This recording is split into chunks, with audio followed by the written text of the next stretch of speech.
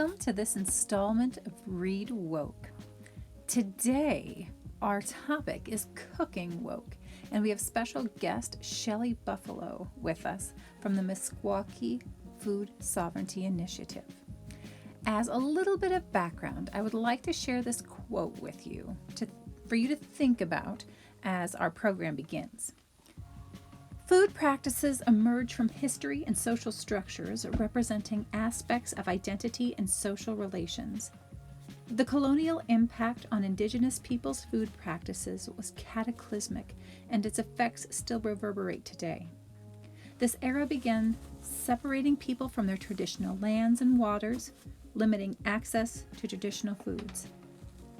Families were often separated, and many children stolen, disrupting structures and patterns of food production and consumption. Family stories of this process are still told today.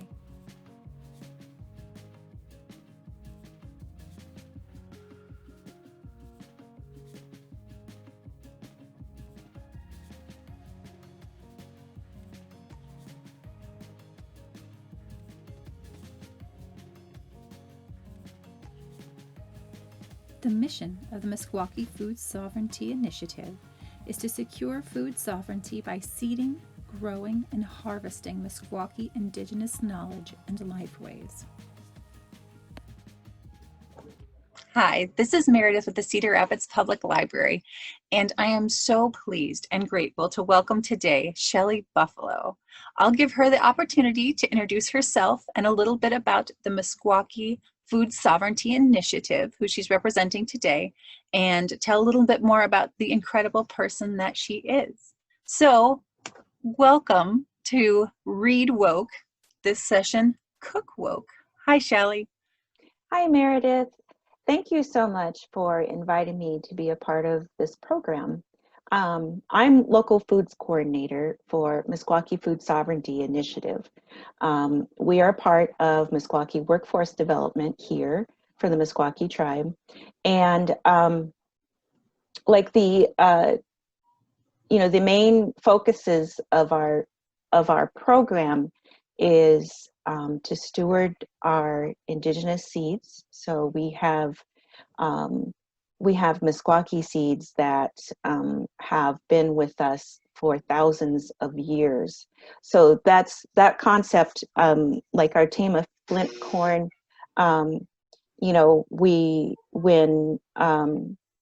when people have studied our relationship with this seed, they have it dated at roughly 4,000 years. But for us, for the Meskwaki people, these seeds have been with us since the beginning. And our ancestral foods, our Meskwaki foods, these seeds, these plants, this is what ultimately makes us Meskwaki. We really, we have to engage in these activities of growing our foods every year and practicing our food ways. That's according to our original instructions handed to us by our creator. And so really it defines our identity in that way. So as local foods coordinator, this is, I'm going into my third year as local foods coordinator, so I'm still relatively new to the job. The first You've 2 years. You've had a big year as well. Yeah, this past year we've had budget cuts and staff cuts, due to COVID-19, and so we had to readjust our programming accordingly. We've I've going in, and then the food sovereignty program was transferred out of one department and into another. So we've, after just having experienced that 2 years prior, when I came on board. Mm-hmm.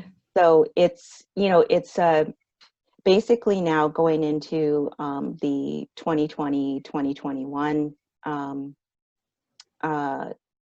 planning and growing year. This is a year of rebuilding.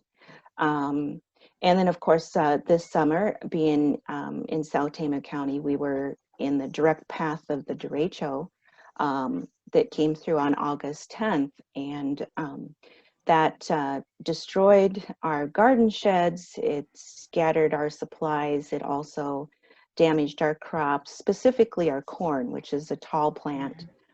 And so we had to scramble to harvest and process that corn. And it was, like we did it. The beautiful thing is that we called for help, and the, we had organizations that came through with offering stipends for, to be able to pay some volunteers to stay on longer to help us through that corn harvest and processing. So, it's, I guess, to put it all in perspective, yes, the last year has had its extreme challenges, and we're walking in, for our generations, we're walking in unprecedented times and experiences with the pandemic. And then even the derecho was, my stepdad, who's 83, said that he's never seen a storm like that ever.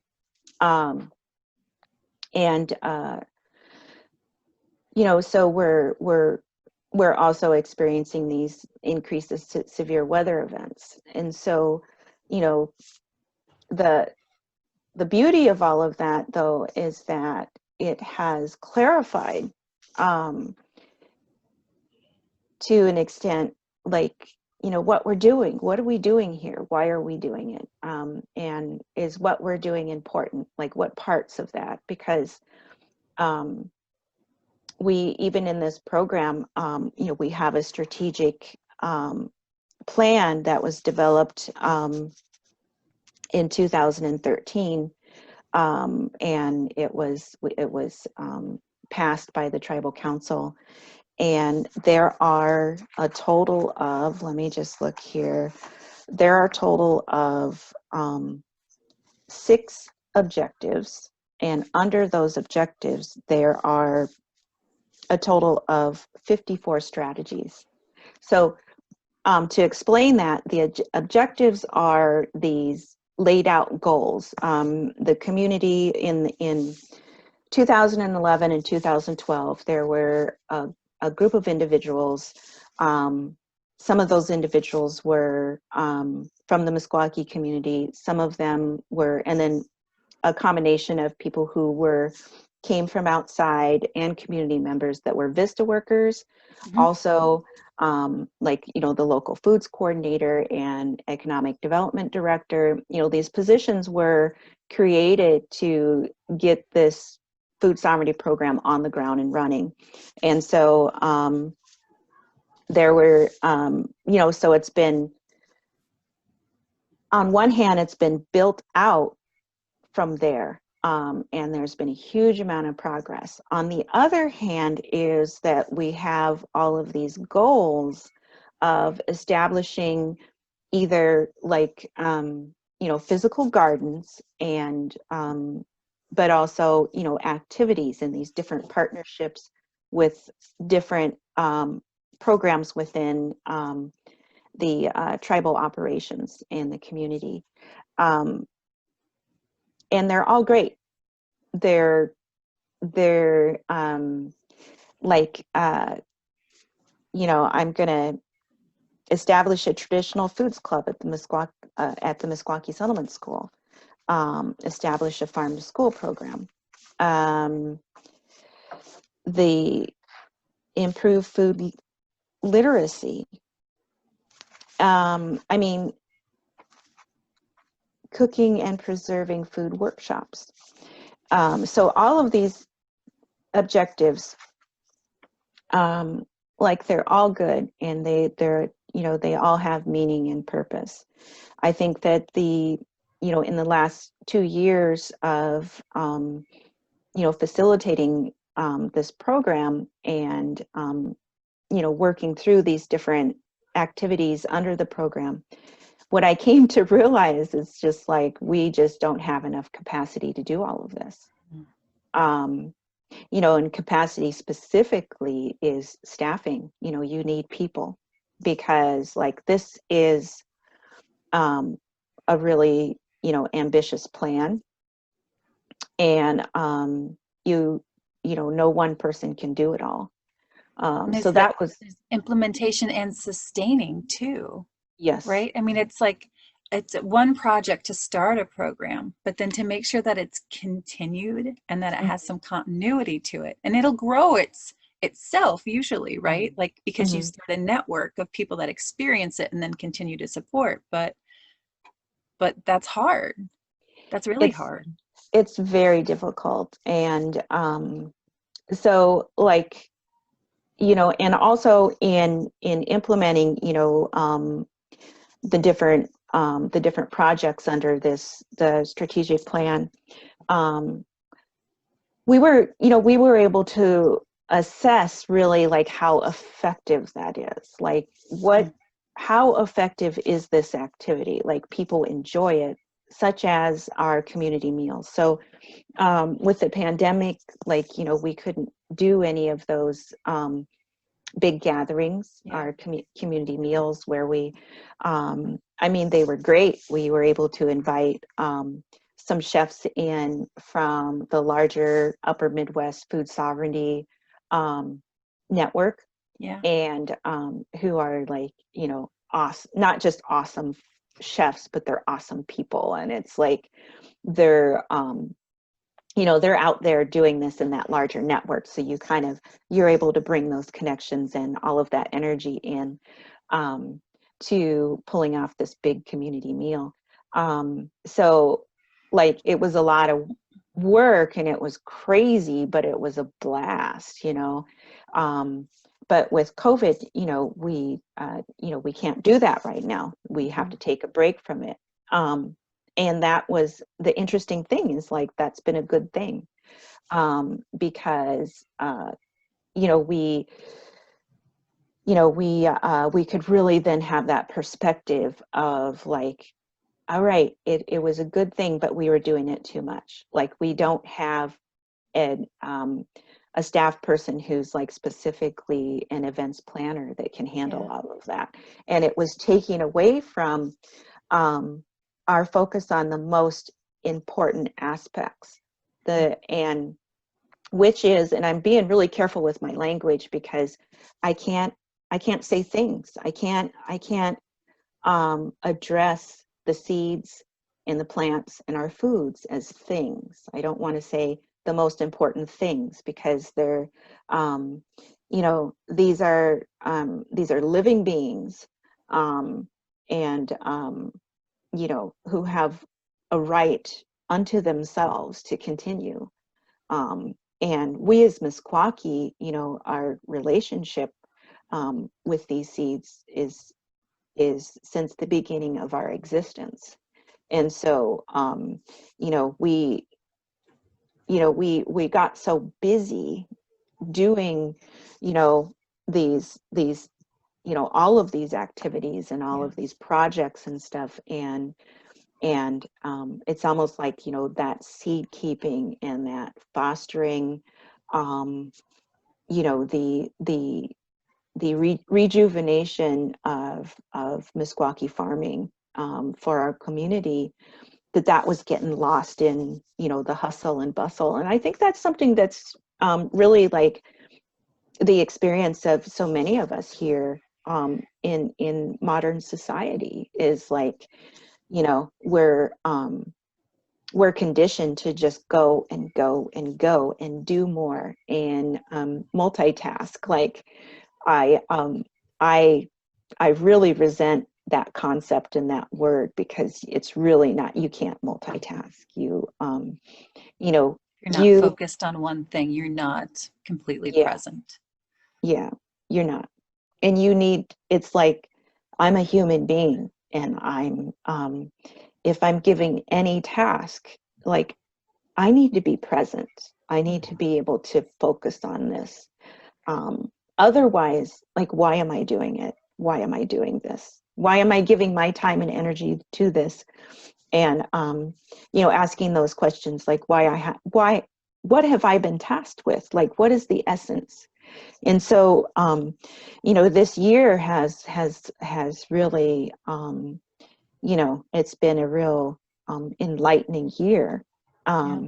So I'm one of the things that I'm really careful about trying to word is that I'm not going to say that I'm grateful for a pandemic, Mhm. because I am not grateful for the death and the suffering that it has wrought on this society.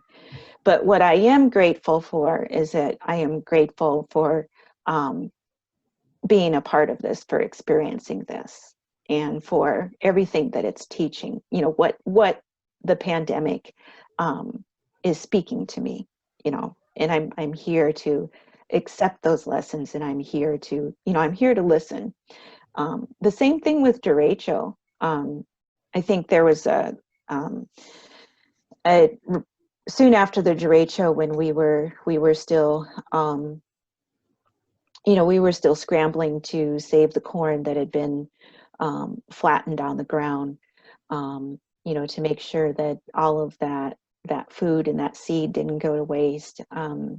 There was a photographer and a journalist from the Des Moines Register that interviewed me, and you know, I was still very much in trauma mode at the time, and just like, you know, waking up and just throwing water on my face, brushing my teeth, grabbing a cup of coffee, and getting out the door to get out there and, like, you know, must save the Do what you world, could you know, do. Yeah. do what I could do, because for all of us, you know, here in Iowa, that was in the path of that storm. We were all traumatized. And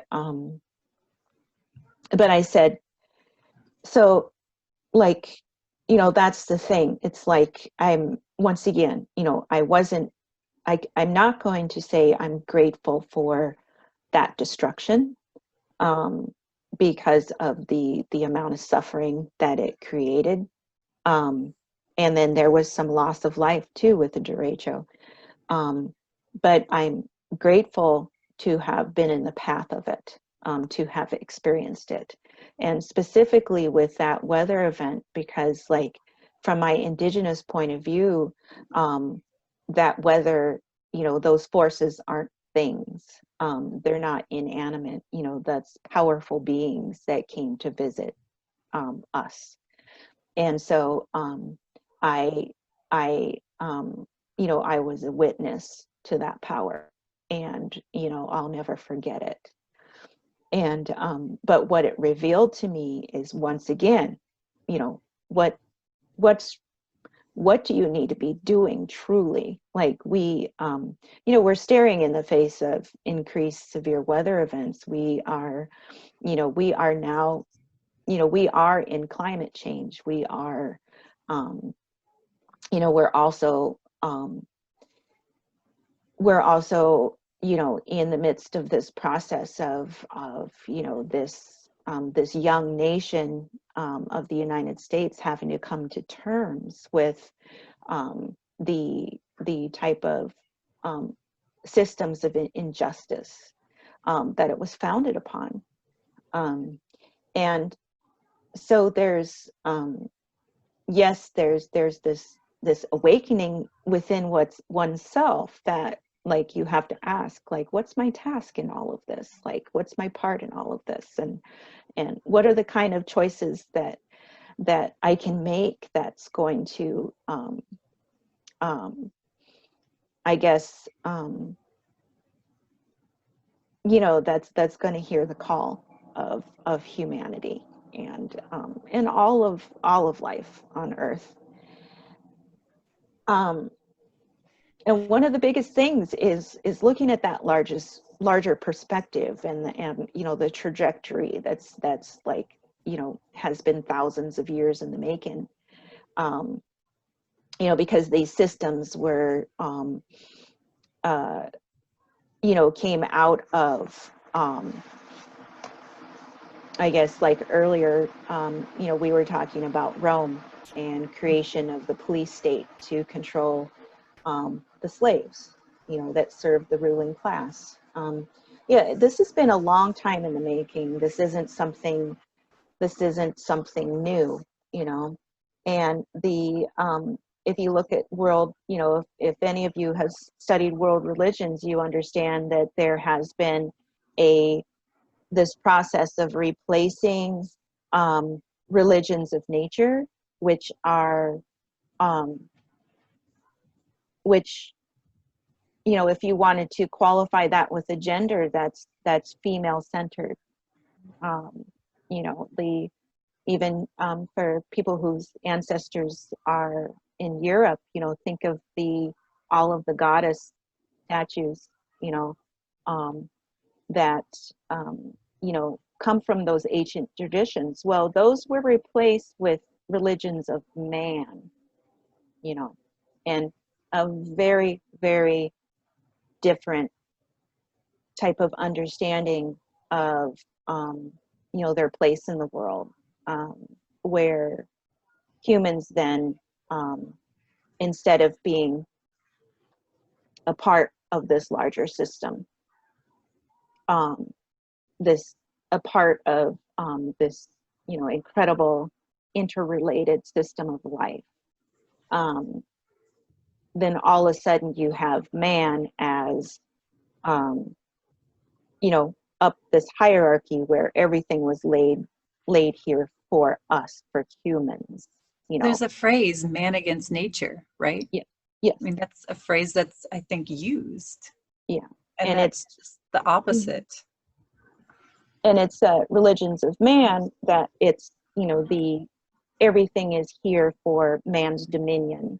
um, and so, you know, this is thousands of years in the making, and it's where I think the beauty of it is that it's, you know, the earth, our mother, and everything is, and it's our own doing, but now we're having to come to terms with it. um, and so all of it, even our political upheaval in this country now, it's part of that process of coming to terms. You know, it's, Reckoning.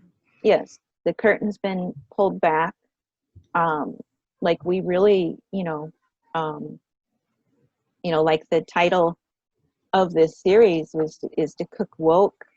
um, you know, we're under, you know, we're really, um, we're like, we can't deny the realities of how our food system is broken. And it's, you know, if anybody remembers reading The Jungle, by, it's Sinclair Lewis, Meredith, is that the author? Yeah. um, like, when was that written? That was about the meatpacking industry. When?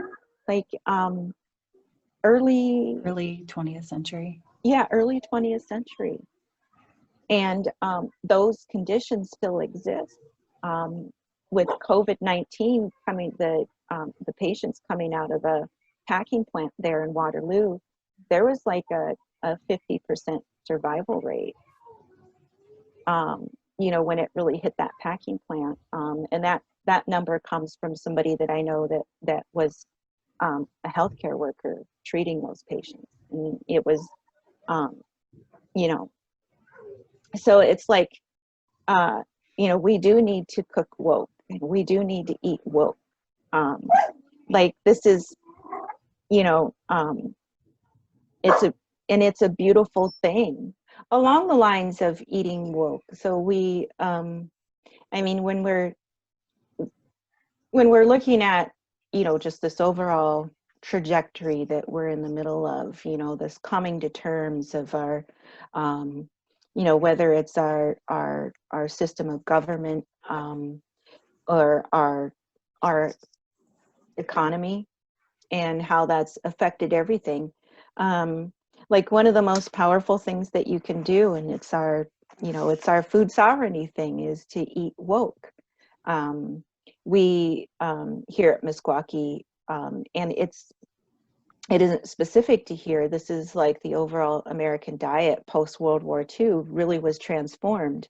Um, like, throughout the Depression and World War II, um, like people, most people had a victory garden.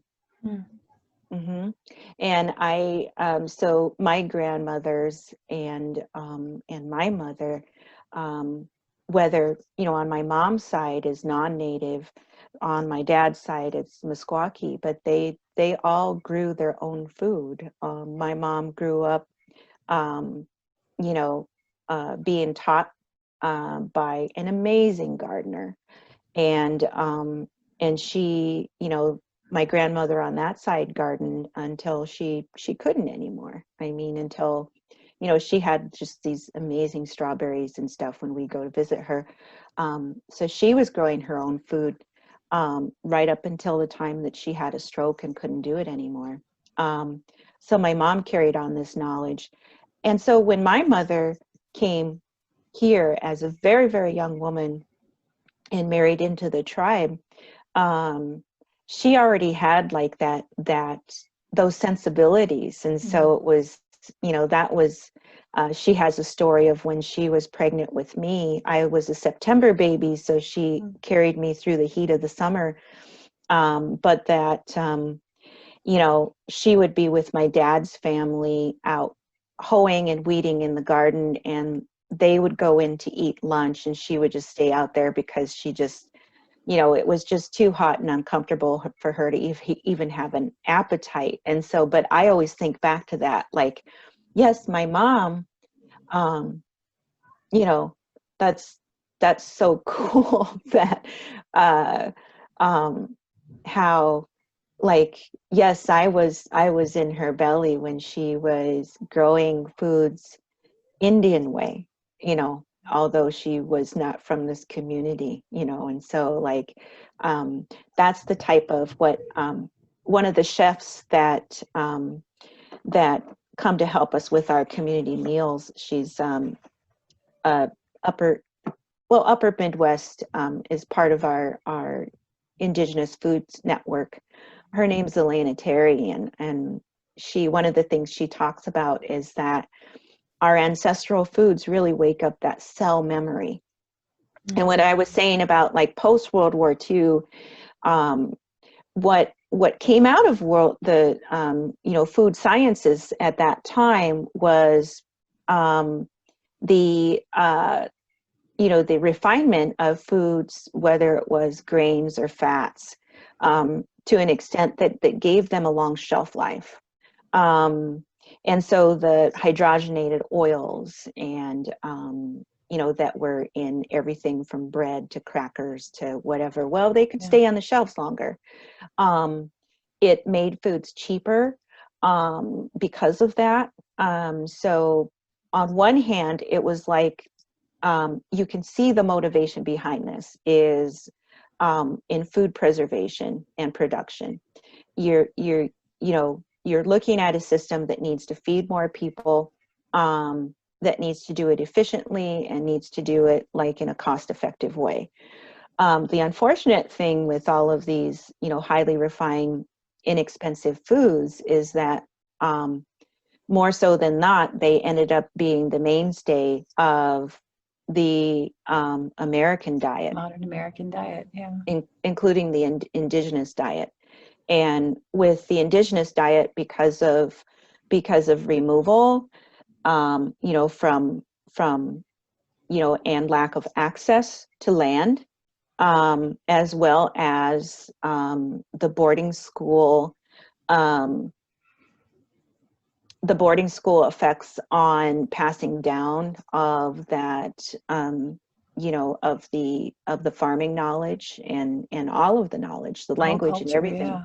Yeah. Yeah. um, that really disrupted our foodways, and the effects of those were devastating on, Native American health disparities. Our health disparities are the, it's I hate to say it, but it's, for our demographic here in the United States, our health disparities are beyond that of any other group in the United States. The rates of cancer, heart disease, of, preventable deaths, diabetes, like you name it. And, it goes back to those foods. And of course, trauma, those things go hand in hand. So the type of the the reawakening of our ancestral foods and, revitalizing it, to, get people back, into, growing their food and eating their ancestral foods. This has such, amazing healing, power and potential for our community here. And when you reestablish those relationships, you're reestablishing a person's identity as Meskwaki. This is what we were taught, you know, by our Creator. This is the very core of our tribal ways, is to, have this, to grow these foods and have these relationships with them. And it comes with a tremendous responsibility, then, to give back. So there is always an exchange, like you. I'm trying to think of the word, where it's,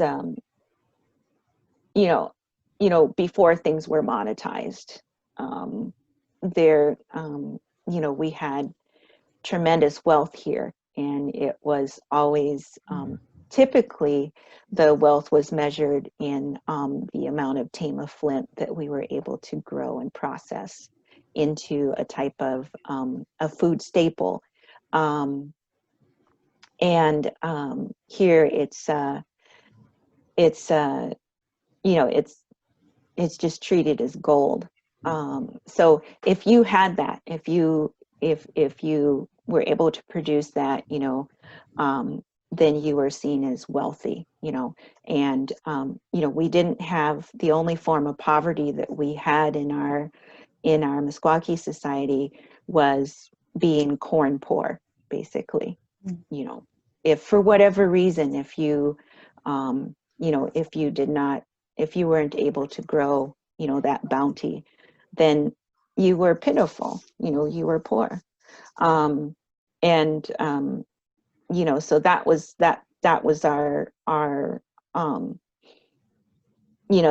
our society was very much, surrounded by that. And so we also, in addition to our corn, we have our Meskwaki beans.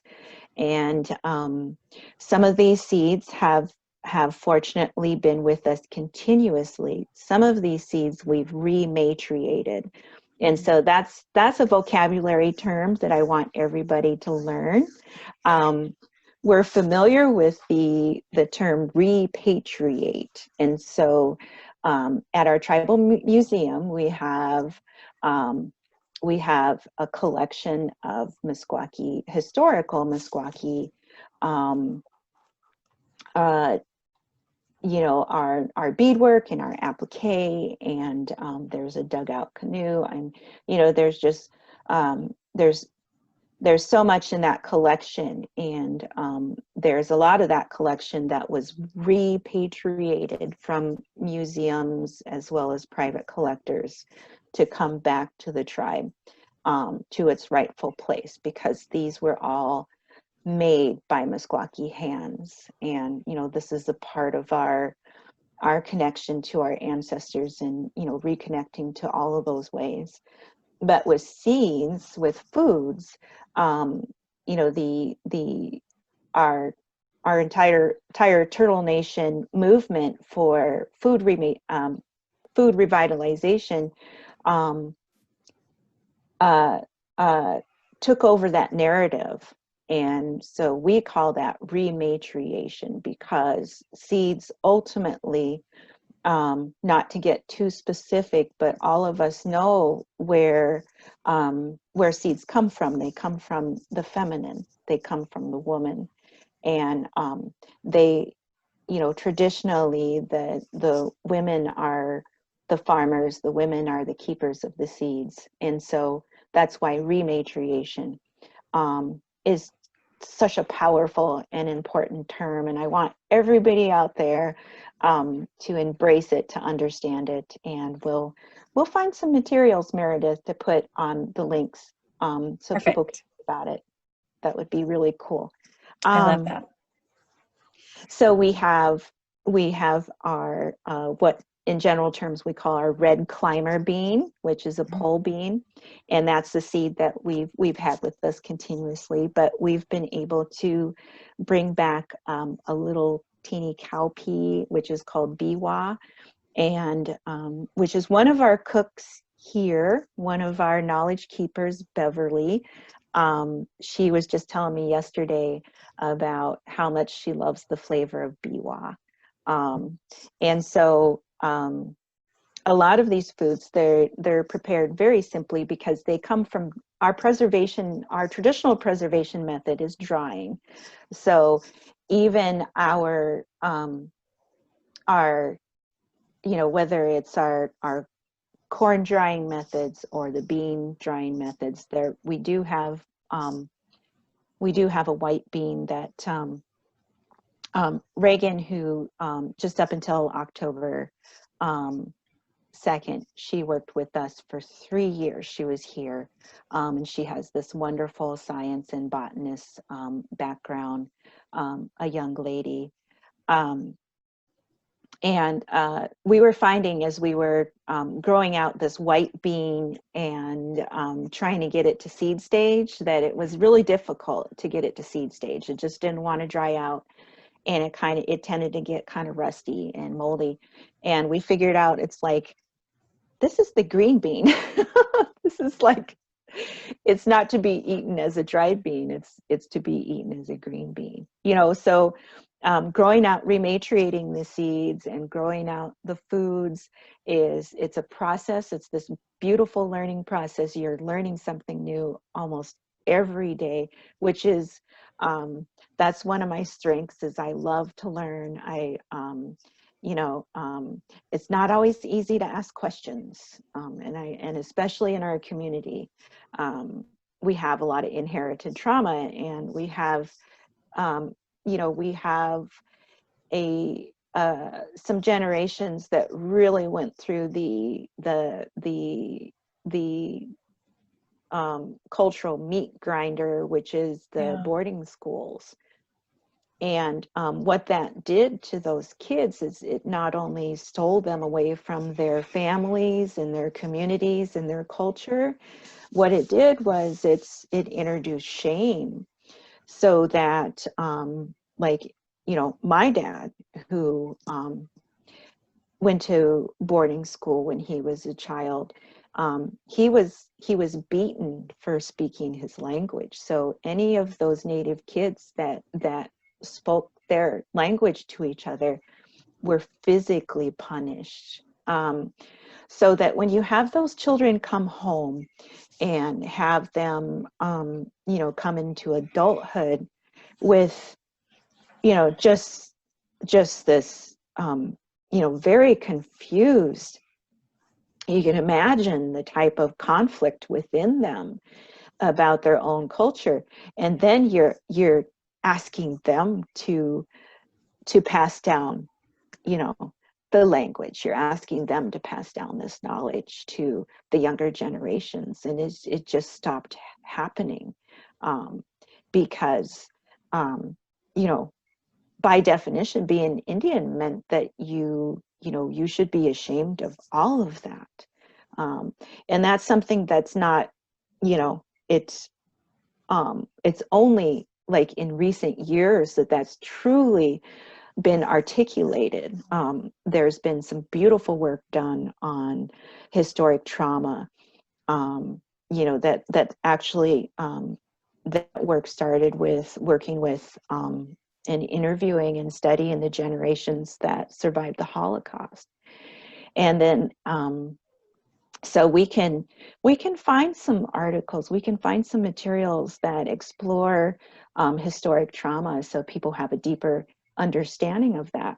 It's, you know, we do really need to understand the human condition, because we, you know, Meredith and I were talking earlier about, you know, the people who settled all of this farmland in Iowa, and what motivated them to leave their homelands, you know, their motherlands, and leave their mother languages and their mother cultures, and travel across an ocean that, you know, potentially could kill them, and to, you know, foreign lands, and of course, um, you know, to settle here on these. And like the only answer I can come up with, like, of course, you know, we're steeped in this idea of manifest destiny, but ultimately that was just a political marketing tool.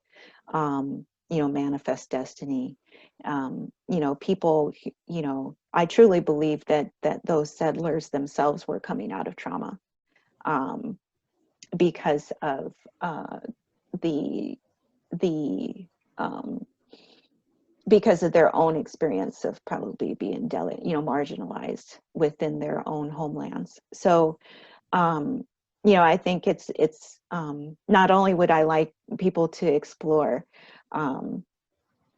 you know, this history and you know, develop an understanding perspective of it, and the and have that part of their vocabulary, historic trauma, not only to understand the experience of indigenous people here on Turtle Island, but also like their own histories, and to get a deeper understanding of the human experience. There's certainly a And lot of that to understand right now, like mhm, surrounding all of us. yeah, Like, there I is. think I think that after this it wasn't really an interview. I feel like you did a fabulous presentation. Thank you. Like, I think I don't know how anyone could see the world the same, Hmm. honestly. You know, and I hope that, like, I'm thinking about what I'm going to have for lunch and how I'm going to look at that food differently than I would have yesterday, and Hmm. how inherently deeply we can be affected by our food ways, something we do every day that sustains us. Like, it's something that's so, it's not simple, but it's something that happens so frequently. I think that we can take it for granted. And I think just you sharing your experience of how you navigate food and culture, and growing and creating. And, you know, when you were talking about seeds being 4,000 years out, like, the energy from the sun 4,000 years ago is carried forth in these seeds. Like, Hmm. you're able to experience entirely different periods of, like, the earth even through this.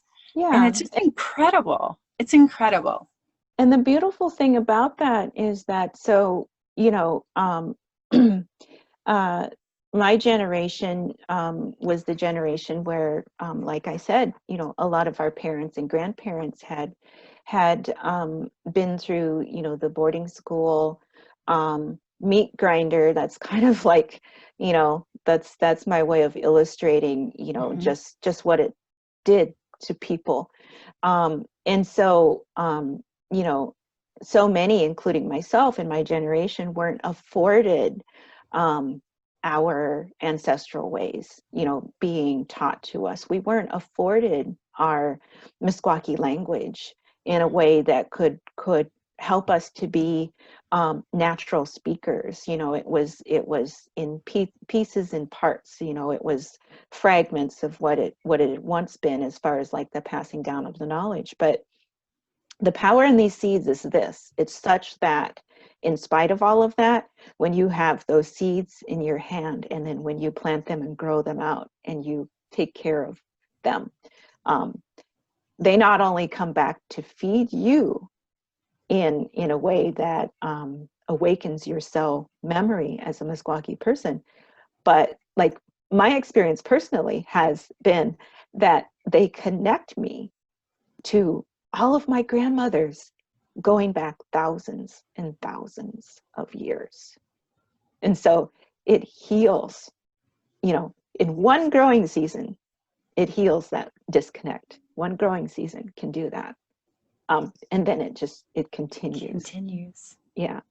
And the other thing, like, you know, before we have to say goodbye here. Well, we don't say goodbye. We say see you. We never say goodbye. So I do want to talk about our squash.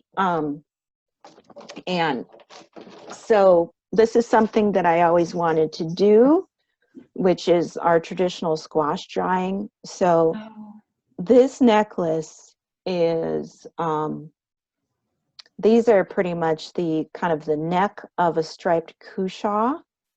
And so here is dried squash. So this is from about 2, like I'm just kind of estimating here.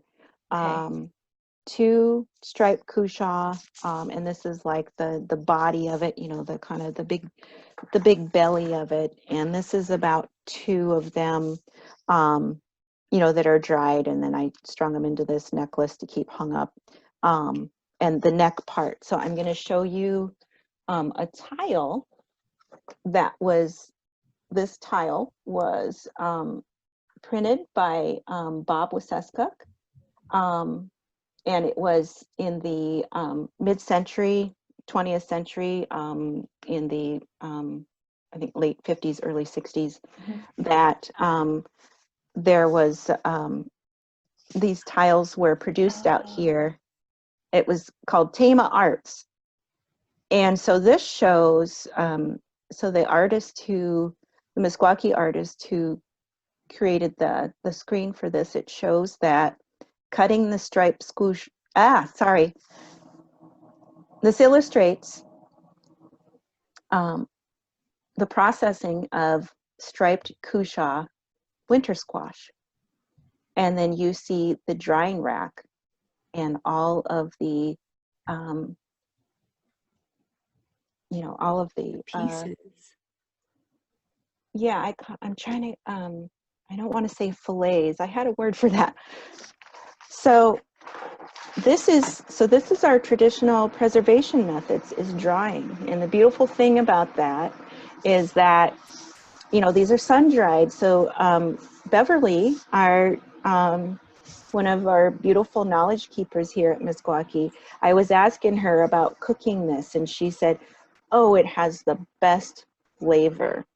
She said there's something that sun drying does, you know, in a way it kind of pre-cooks it, in a way it doesn't just dehydrate it, that imparts just this wonderful flavor to the squash when it's cooked and rehydrated. But you don't need refrigeration for that.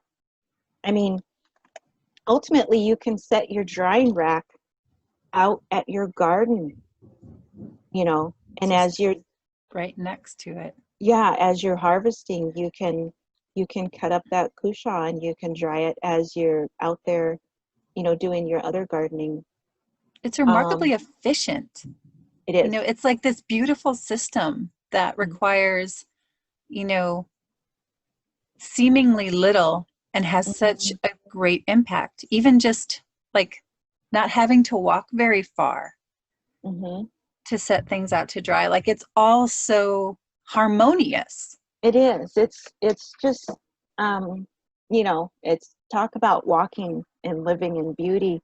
And so those are, you know, our willows, our young willow trees, you know, along in our river bottom, there's just a ton of them and they grow very quickly. And so those are something you can just go out and you can harvest. You do need to ask permission, you need to give back. So we have our way of doing that when we harvest any of those, any of our, you know, for lack of a better term, resources. But, you know, they're there and you harvest them and you put them up into a drying rack, and there you go. You have it all right there. But going back to this, that does take a handing down of this knowledge. And as people's priorities shift and people's behaviors and their,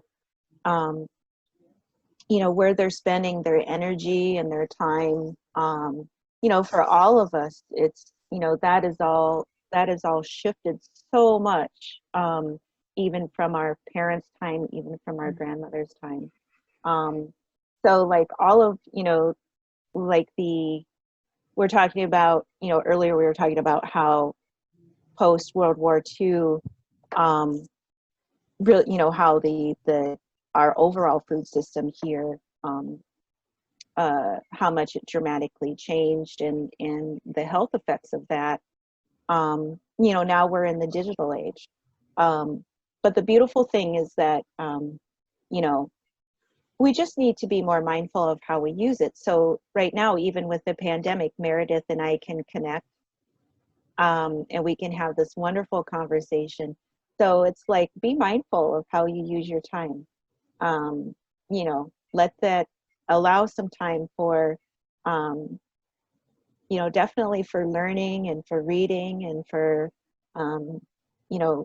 even though, we have to stay home right now, we still have these amazing channels to explore our world. And Meredith and I both obviously love traveling, and we talked about places both of us have enjoyed visiting, and you can do that, from your smartphone, even. But real quick, I think, to wrap it together, so one of the most powerful, and it's not an idea, it's not a concept, this is just something that's just a truth that we need to embrace, is that food is medicine. Food is medicine. We, and food, it's all interconnected. So when I was describing the seeds and growing out these seeds and the connections that I was able to reestablish with, my grandmothers, going back generations and generations and generations and generations, and how that was more powerful than all of the years of colonization and of genocide that my people have experienced. Like this healing that happens, there is the potential to heal yourself and to heal your family, to heal, to heal your body through the foods that you eat. Look to your ancestral foods. My mother met a doctor out when she was traveling out west, and this was years ago. This was like in the 80s, and he said, they were talking about food, and he said, eat the food of your ancestors. So we, but yeah, eat those foods, like, that your ancestors had relationships with, for thousands of years, and who, like, your genetics have this beautiful cell memory for. And at the same time, explore, other cultures' foods. Like I love Asian food, and, I miss being able to go out to a good Indian buffet. Who doesn't? But there's always, here in Tama and Toledo, we have like quite a few Mexican restaurants, so we can always go get some takeout. It may be Americanized, but it's still darn good, There's, and then there's still, some cultural relevance in there. But yeah. That's amazing. I think this is more than I ever possibly could have imagined in an interview. Like I said earlier, I don't see how anyone can look at the world the same after hearing you speak. I'm so grateful that you joined us this morning. It's well, true. Meredith, you're a librarian, so I think you just bring it out in me. Well, what we're going to do is we're going to make all of these resources that you mentioned or alluded to, we'll either find them or we will note them, and we'll put them at the end of this interview so that folks can take some time and really understand why food is medicine, or what Renatriation looks like, and some ways that people can not only see what you're working on currently and the work that you do, but also like how it affects greater communities, how they can experience it themselves. And I think that that's a pretty amazing gift that you've given to us. Thank you so much for joining us. You're welcome. And yes, please join us on this healing journey, to heal ourselves, especially through food, and to heal each other. So thank you. I don't think that there's a better presentation for this, like November, this month of gratitude. I mean, besides Indigenous people's heritage, like, I think that, I couldn't be more grateful for you, and how my days will change from here on out. Yay. So thank you for joining us. Thanks for taking us on your journey with you. And all you folks at home, stay tuned. I'm going to show you some pretty great resources, both from Shelley and a couple things that I pulled around too from the library. And from all of us at the library, to you, Shelley, and to our beautiful patrons out there, thanks so much for watching. Thank you. You're welcome. All right, my wonderful patrons, it is time for the resource roundup. I would suggest checking out Mid-Americana, Stories from a Changing Midwest, a podcast produced together with Central College and Humanities, Iowa. This particular episode, Punk Rock, Home Birth, and Indian Corn, features our very special guest, Shelley Buffalo.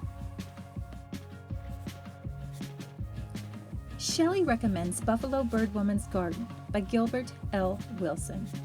It is full of practical advice for keeping a garden today, but it's also a product of interviews that Wilson did in the early 20th century, between about 1907 and 1918. And these are his words from the foreword. It is an Indian woman's interpretation of economics, the thoughts she gave to her fields, the philosophy of her labors. So it's much more than just a gardening book. And from our collection is the Sioux Chef's Indigenous Kitchen.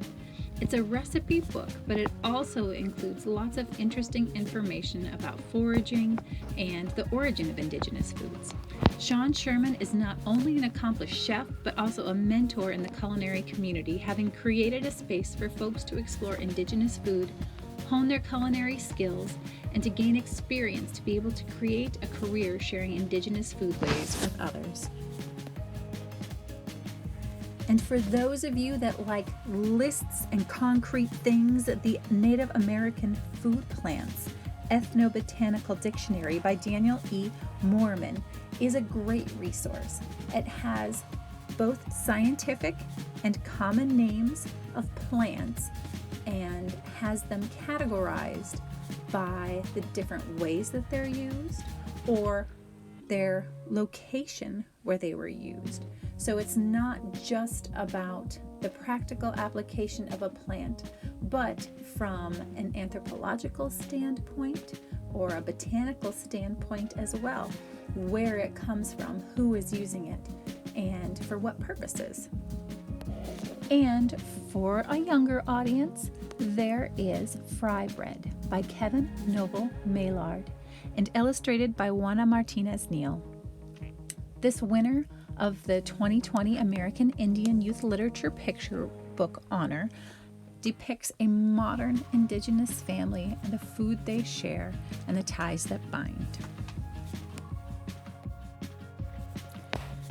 And here are a couple more recipes for you that I found from articles online. There's an article in the Huffington Post that was recently published that has lots of great recipes for this Thanksgiving, but the one in particular I found that was very accessible are wild rice cakes.